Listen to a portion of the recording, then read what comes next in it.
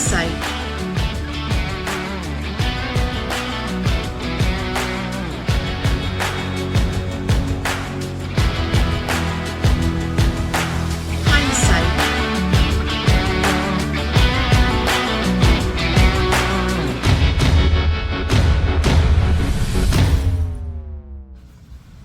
Well, all right. Welcome to episode 2 of the Hinesight podcast, where we talk to different folks from around the industry about what I think we all agree is a system that's at very least flawed, if not completely broken, trying to find solutions to some of the challenges that face us all in the world of U.S. healthcare. So with that said, I am excited to introduce our guest number 2. All right. Welcome, everybody. I'm super excited to have our guest today, Mr. Jason Davis. I have had the honor of working with Jay in the past, and he's just got a interesting mindset. He approaches things from a different angle, and he brings some entertaining style to the way that he tackles different challenging questions. So I'm very excited. I'll let him introduce himself a bit more, but yeah, it's great to have you here, Jay. Go ahead, give us a little background on you. Thank you, Steve. Well, Steve said it. We worked together for a long time. So it was 10 years with approximately 10 years with Global Excel. And so worked with Steve closely. I can vouch that he's a very bright fellow, very good person. And but at a certain point, I decided I wanted to try something different. So I went down the consulting route. And I had one large U.S. client, and that was the FIA Group. And worked with them for about 6 years. And then we actually merged our interests just before the pandemic, knock on wood, and helped build their provider relations department. So all things claim repricing, negotiation, settlement, that was in my purview. Just a couple of years ago, I realized that we needed to really amplify our technology, which of course was Steve's great strength. I couldn't bring in Steve, I brought in someone else. His name's Scott Bennett, and he's a technologist, and he's been bringing in a lot of automation to our processes. And so I kind of put myself into a sales role. So I'm Chief Revenue Officer for the FIA Group. I know I'm not on all the webinars, but I work with the clients directly on our business development. And so it's an honor and a pleasure to be here with Steve today and Hines. Awesome. Yeah, we'll definitely explore some of the different angles that FIA touches on today in our conversation. So a few different subjects, I guess. I'd like to talk a little bit about RDP. I'd like to talk a little bit about the whole IDR process and how the NSA really affected our industry, because if you think of it was a fairly smooth pond at one point, and somebody chucked this giant rock in called the ACA, and then somebody chucked another rock in there more recently. They signed it in 2020 and came into effect January 1st, 2022. So that whole No Surprises Act, I'd love to hear your thoughts on it. We're about a year and 2/3 in, let's call it. What has it done? How has it changed the world? And what do you see as impacts? Yeah, absolutely. Well, you brought it up, right? So U.S. healthcare has been on a journey of patient protection, right? So very large, very lucrative industry. If it was its own country, U.S. healthcare would be what, top 4, top 3? And so the unfortunate part is that consumers who don't really understand how all these things are supposed to work get caught up in a buzzsaw.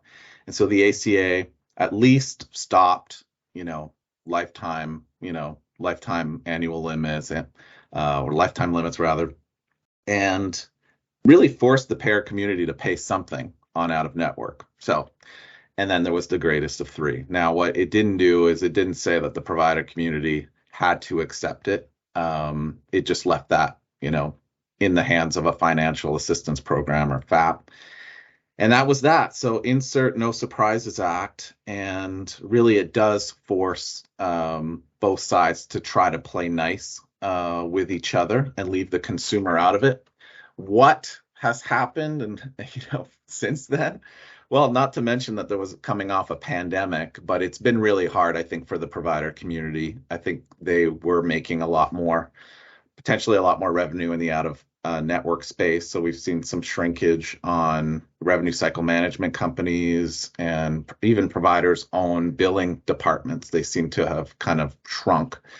in that regard. In terms of the good from the human side is I think a lot less Americans are getting squashed by balance bills. Keyword is less. So I would say that while both sides are trying to metabolize the change, consumers are still getting kind of caught in the crossfire. Just less of them, thank goodness. Now, in terms of administratively, it's been a complete gong show between the lawsuits before, during, the pauses with IDR, which we're in now, which means the backlog is incurring, the raise of fees from 50 to 350 back to 50. We're really seeing a program that is being crushed under its own weight. And so the first chapter you could really call what we think we would have all expected to one end, is that it's completely messy and that it's only doing what it's intended to do at a very low percentage. So whether you want to say 50% or less, we have many years before this very complex and important function gets figured out. So very interesting that you say less, because that my experience and on a daily basis talking to different folks, balance billings are still happening. They're not supposed to be happening, but as you say, I mean, for you take any one given hospital, the size of that hospital, to implement that change within a structure that large, it's a huge change for them to absorb. Things slip through the cracks. People are still getting balance billed. Do you think it's ever going to reach its ultimate goal of stopping that? Such a good question. I'll actually send you something later, but it was a testimony by Diane Spicer, supervising attorney, community health advocates in New York. She just goes on to describe everything, that we're talking about now, which is that people in her community, 30, 40 calls a day are still getting kind of hammered. And these are not, of course, some are of low means and they're very confused. Some people are doing everything right and still getting hammered away. There's a big issue about languages. What's your first language? And did you sign a consent form? So there's this whole consent form waiver. And so some folks are maybe first generation American or have just moved and their first language is in English. So they have these complicated forms, one of dozens that they're asked to sign, and they're getting hammered with some balance bills. Will we ever get there? I'm an optimist. I'm in sales, so I have to be an optimist. I do believe it. I do believe that when everyone gets up in the morning in US healthcare, especially on the provider side, that they are mission led and hurting people financially. I don't live in a world where people actually get up in the morning and want to inflict financial harm to a consumer. It's just that with all the incentives and the structures and the money flowing, people just, some of them turn a blind eye and they say, I only do this. I'm not really responsible for that. And I think we do have to kind of step up and be a little bit more open-minded to it. It's all fun and games unless it's you. And let's face it, it's not going to be you and I, Steve, because heck, we live in Canada, but besides that, it's other folks. And so I do think we'll get there because the stakes are too high. There's too much pain that happens when it's not managed well. And for me, I mean, you talk about if your primary language is in English, even if your primary language is English, I mean, unless you've got a college degree in something legal, oftentimes those contracts are not understandable. And yeah, I agree with you on the systemic side of things. I don't think people wake up and say, I'm going to screw people over and cost them a fortune and bankrupt them with medical debt. I don't think that's the intention, but the system is designed in a way that the incentives encourage people to take actions that are harming other folks. And you and I think probably on the same side of that fight, if you will, to try to protect those individuals. And I think the whole, IDR process, the QPA, I think it's an interesting concept. I'd love to get your thoughts on, is that helping protect people? Is that helping to get to a middle ground that makes sense for folks? Or, you mentioned earlier, the backlogs, everything else, is it just creating another massive hurdle and possibly some other perverse incentives that are damaging the system? Yeah. I do think that one step at a time. And so the first step of at least declaring that consumers should not be balance billed and having a structure. I do have front row seat, via touches clients from all over the country. I do have front row seats to bad actors on both sides, the payer community and the provider community, really kind of going a little hot and heavy. And I think, we work in negotiations, and there's a philosophy that says you might as well start on as far extremes as possible because you typically land somewhere in the middle. I would say that I've seen evidence of large systems and payers kind of adopting that philosophy, and that let's just stretch the extremes outward because we're going to land somewhere, whether it's 2 years, 5 years, heck, when you're talking about government interventions, we could be talking about a 10-year cycle here before we're on the other side of something that resembles organized. So again, it's helping, but no, I think chapter one is that it's messy, and you could even wonder if there's some sabotage components. Like what is it? 75% of the IDRs are from 10 organizations. Like these are not. So there's a lot of systematic clogging of the system that one could wonder about. And so I don't think I think it's helping net to the net, but we're just a percentage of what's possible in terms of the total help that it can bring to the consumer base. Absolutely. You mentioned the start at the extremes, right? I'm going to start way down here. You're going to start way up there. Hopefully we meet somewhere in the middle. I've heard it phrased, and I believe this, that in a good negotiation, both parties lose equally. Nobody leaves truly happy. I've read some of the results. I've seen a few of them. The result of that whole process, are they leaning more towards one side or the other, or are both parties leaving up equally unhappy? It's hard. We feel like the pair community is doing very well overall in that process. I would say that I have seen, I agree with you. A deal both sides hates is a good deal. I haven't seen a ton of that. A lot of it is because with baseball style, it's one or the other. And so it's you either hate it or you love it because it's either one or the other, I guess, the way they have it struck up. I would say that put it this way, if the question is, are the providers and payers happier?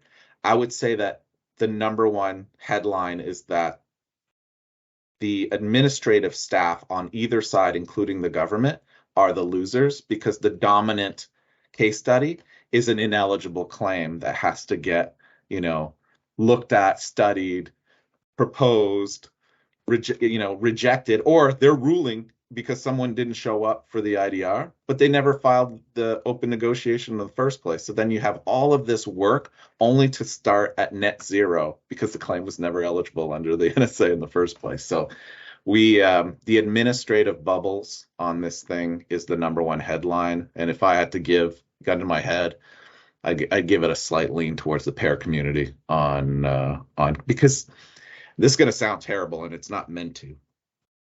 But I think if you look at managed care history in 45 years, I would say that the table has been slanted slightly more on the provider community than on the payer side.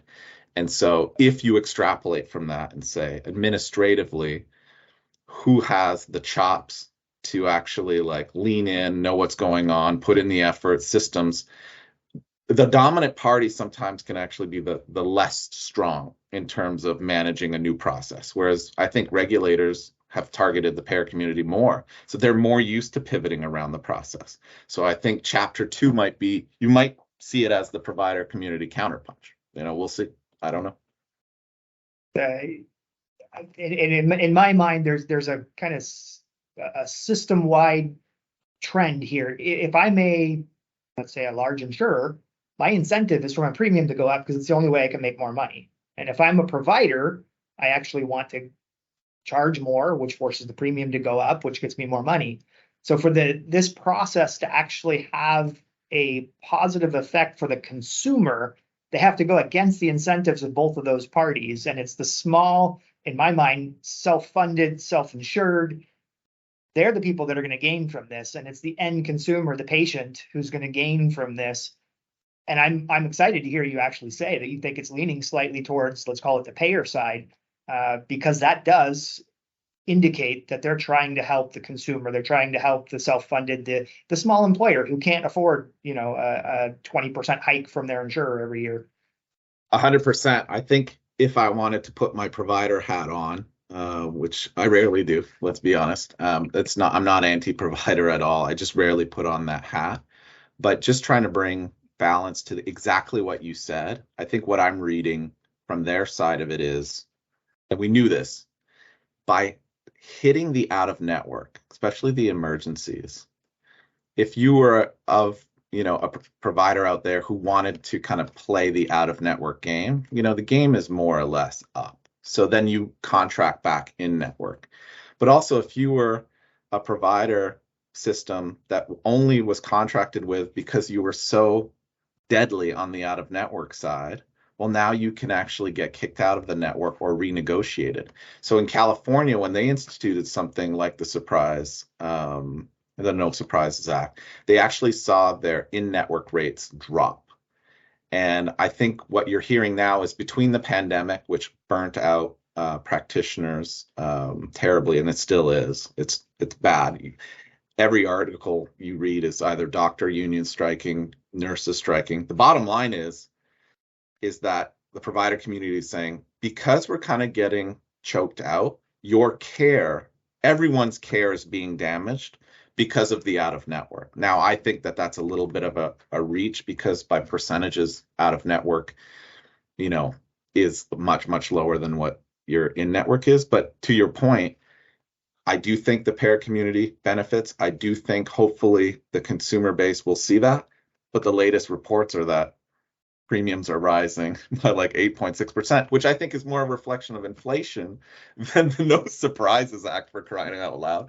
But, that's kind of the narrative that I think they're championing right now, is that this ultimately hurts all of them and all of us, the consumer base, for all care. It's fascinating that all of this is playing out on that backdrop of inflation that has gotten through the roof, because you look at the pandemic and clearly insurers had lower costs during that time. You see record profits on all the insurance side. Every article I'm reading lately, they're making money, and they're, hey, that care goes down, their premium stayed the same, and yet we see this huge premium increase this year. And the article I read recently talking about the 8.6%, that's lower than it was anticipated to be. They thought it was going to be up around 11, so they're pleasantly surprised at 8, which is good. But how much of that is just the cost of everything, the strain on trying to get qualified people to come back to work, and as you said, everyone's burned out after that pandemic, and so you're having to pay more and more on salary, throw more at benefits to get people in the door to work. So how much is this going to have an effect when the background is crazy inflation and challenges all across the employment market? It's a perfect storm, really, when you think of it. So historically, U.S. medical inflation has always doubled regular inflation. So if anything, since the pandemic, what we've seen is, what's funny is we talk more about medical inflation since the pandemic, when as a ratio of total inflation, it's never been more balanced, even now.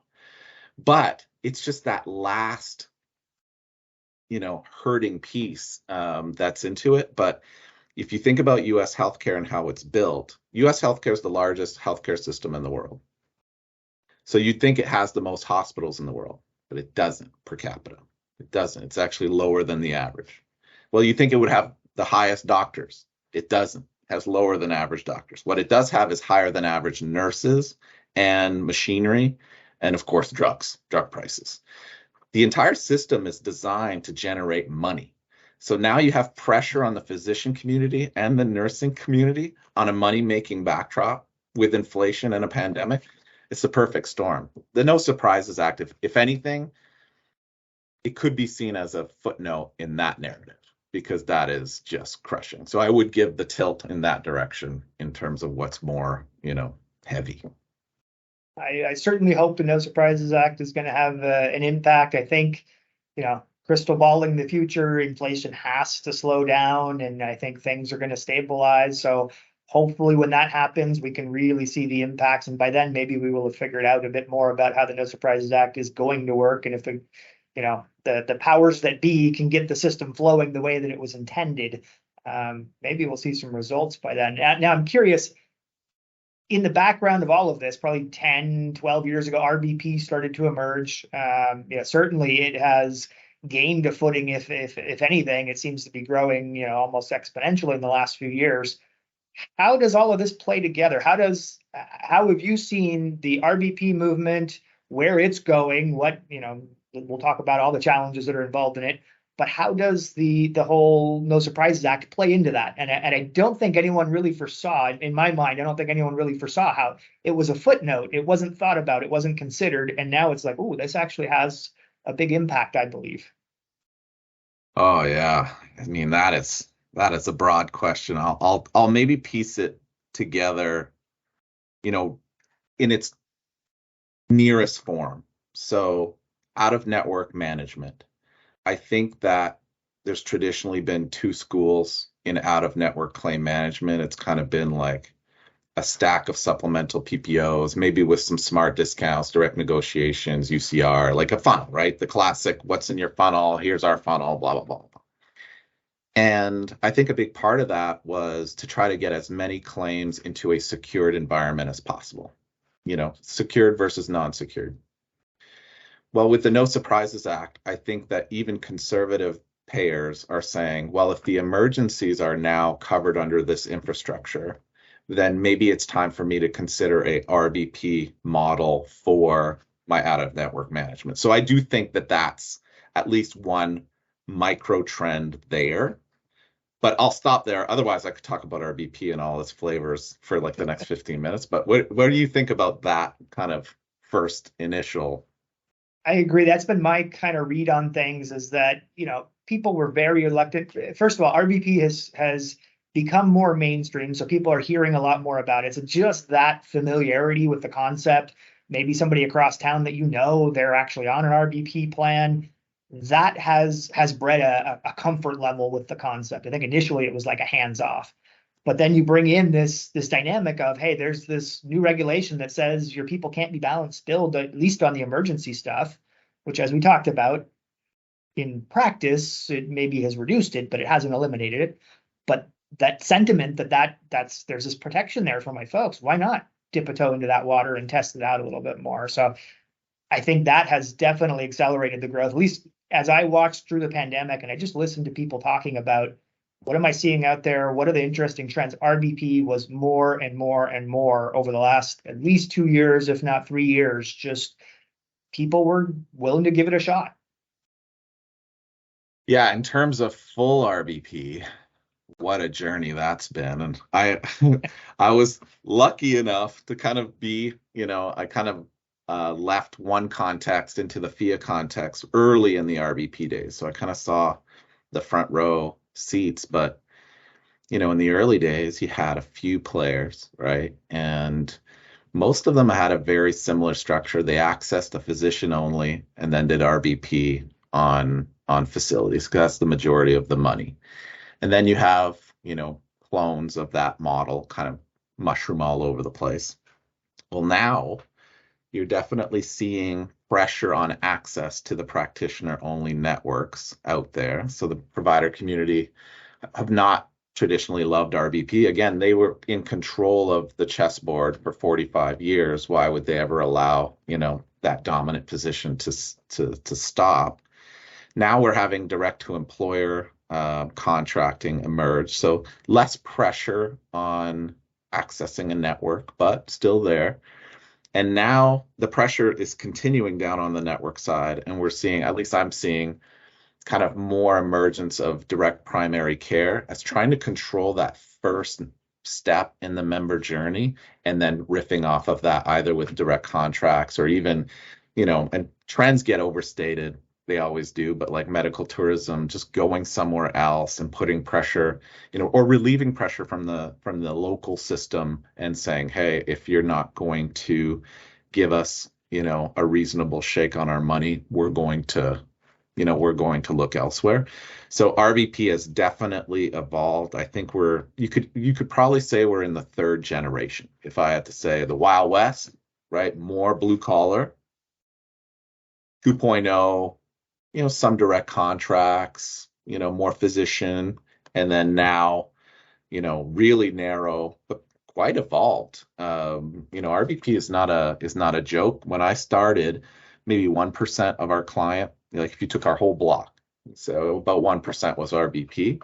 Now it's hard to find a TPA that doesn't have 10% just by default, and that's any TPA whether they wanted to or not.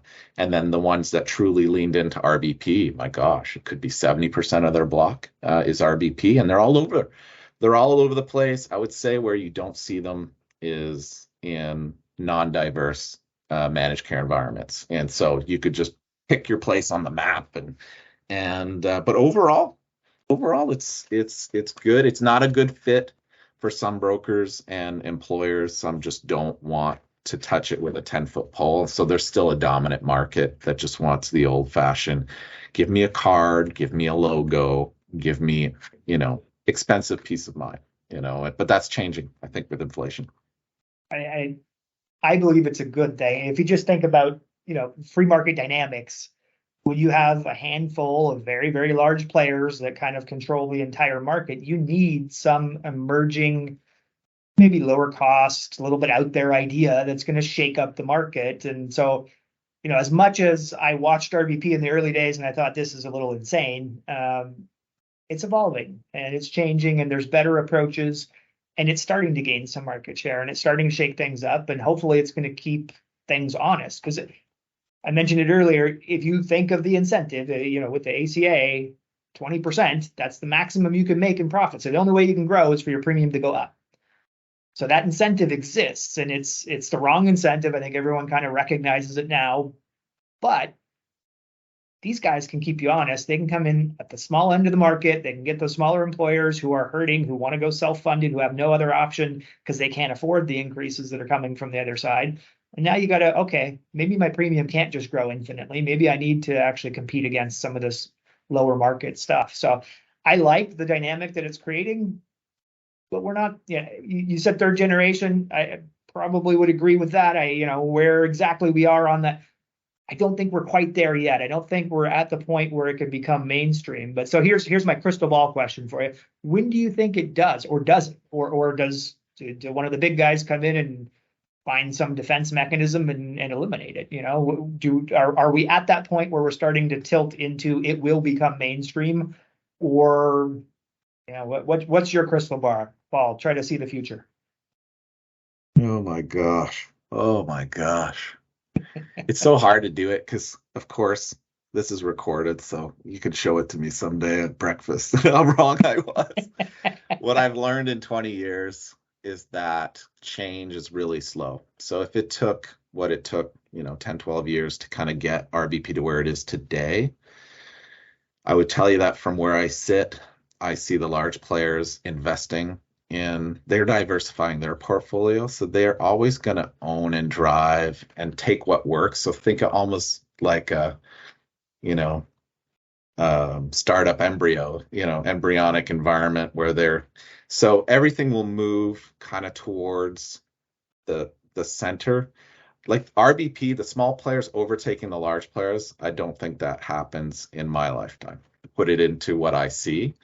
What I do think is that over time, pieces will look the same from the current players as the large players are testing and investing what they're doing on that front. So I would say that smarter, regionalized, different settings of care that are kind of the things that RBP brought up, because instead of trying to have a network and carve everything out, they're starting blank and carving things in. So really starting with a needs-based design platform. I think those notes, 20 years, I don't think we'll differentiate between one or the other. The self-funding will continue to grow because it's just a better, more open platform, I think, for flexibility for employers. And I think that we're going to have more smart regionalized care. So, but I do think it takes 20 years because things barely get done in 10. And that's my number for NSA, even being out of the woods. So 20 years for, market retaliation slash correction becoming more or less mainstream with the larger players diversifying. I think we see blended edges in 20, because it's a big system. Yeah, it like the Titanic trying to turn. It doesn't happen fast. As much as some of us, who are energetic and want to see change and bring new things and trying out, around the fringes. Hey, let's experiment with this.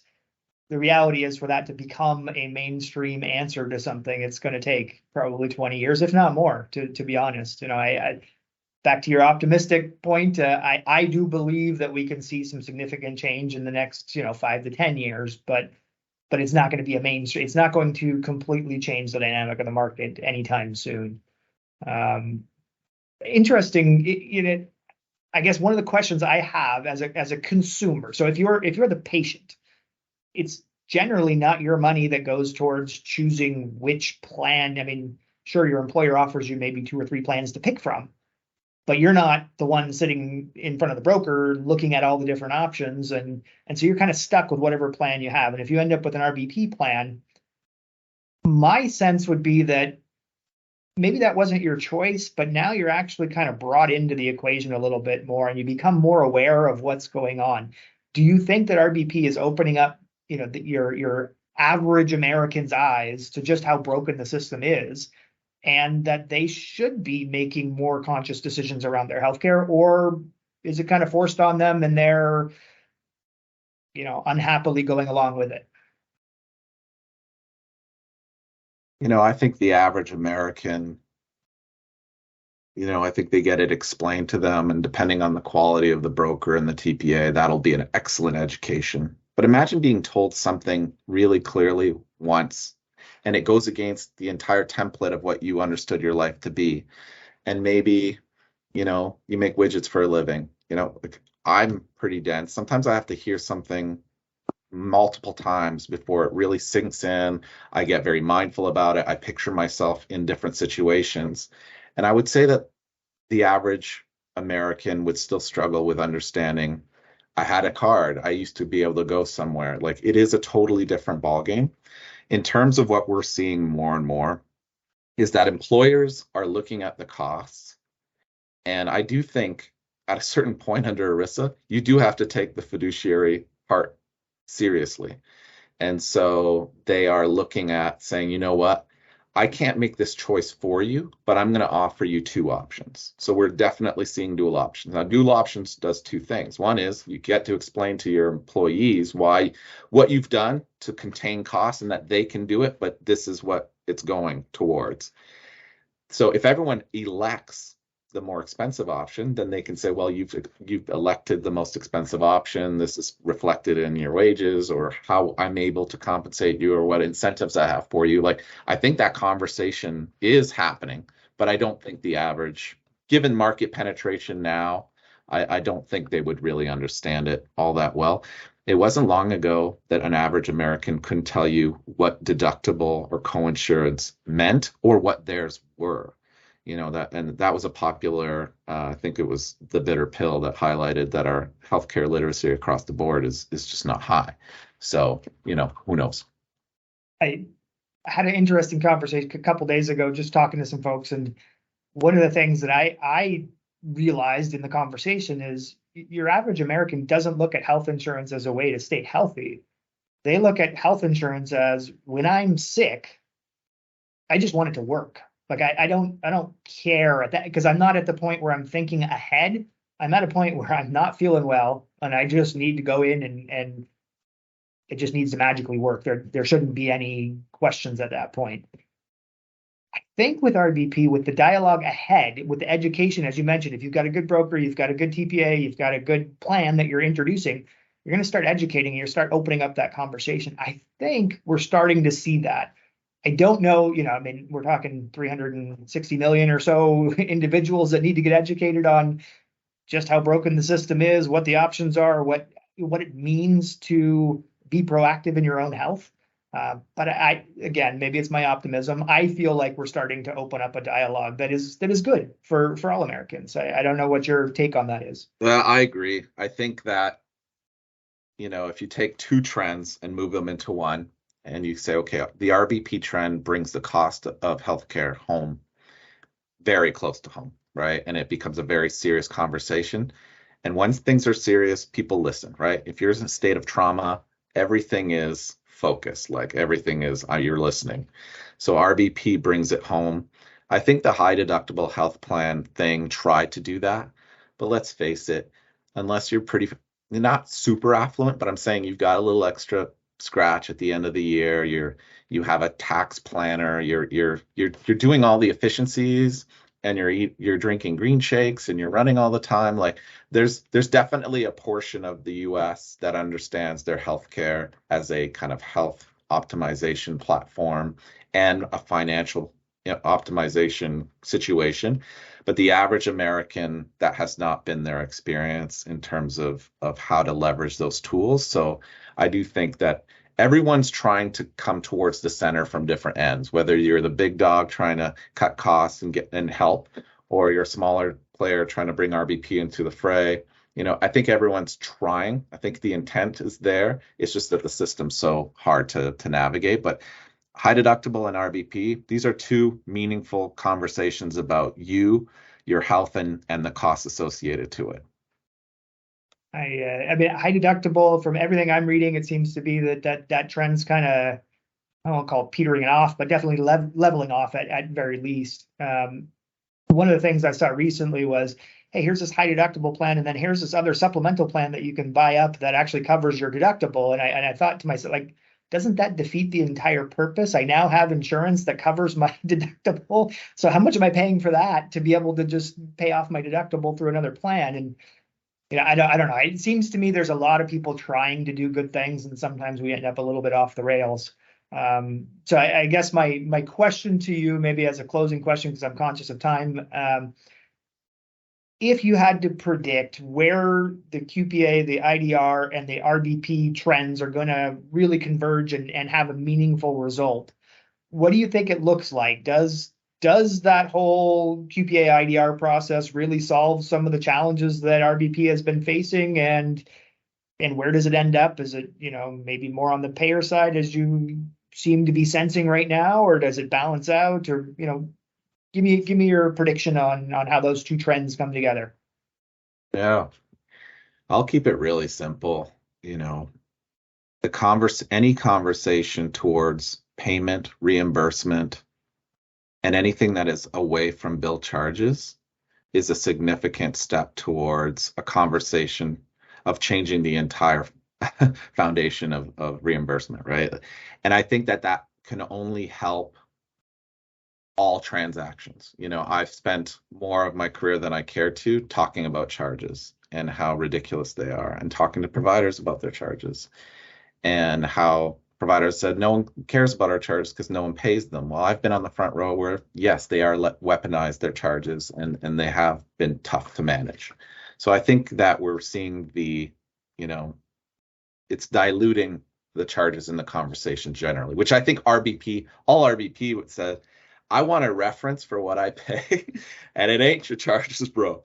And so I think that helps. In terms of the out of network, I think if it's going to take 10 years to dismantle just the 5 to 10% of claims that are out of network on a mainstream plan, then you can extrapolate from there. But I do think it does bring the idea that there is a reasonable amount that healthcare costs, and there's a reasonable amount of visibility on how that should go based on quality. So that's really the convergence point. But I told 20 years for some of these trends. I'll stick to that. But I do love that we're no longer having a conversation that starts with the ghost in the room that is the charges. That I think that is definitely waning, and it'll have a more grounding effect, I think, to transactions in healthcare, and that can only be good. It's the only industry that starts with an MSRP that's just in some other stratosphere. Totally fictitious. Yeah, fantastic point.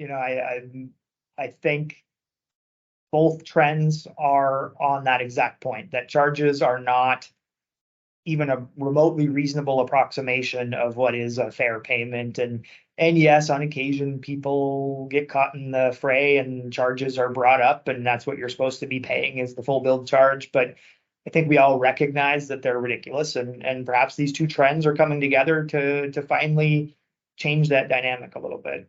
Jason, listen, it was great catching up with you. Always love to have the conversation. I'd like to give you an opportunity, maybe talk a little bit about what FIA does and just kind of give a plug for all the great things that organization brings to the market. I think most of our listeners are somewhat familiar, but why don't you give a little overview if you wouldn't mind? So really short, folks, 10 seconds or less. The FIA Group, we're a mission-led company. We really believe in lowering the cost of healthcare. It's just too expensive, and the average American is getting hurt by it.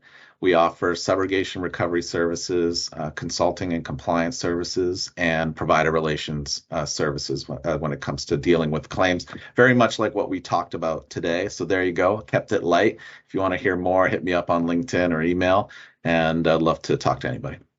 Awesome. We'll throw your contact details at the bottom of the screen here. And thank you, Jay, and thank you, everybody, for listening in today. Thank you, Steve. Really appreciate you having me, man.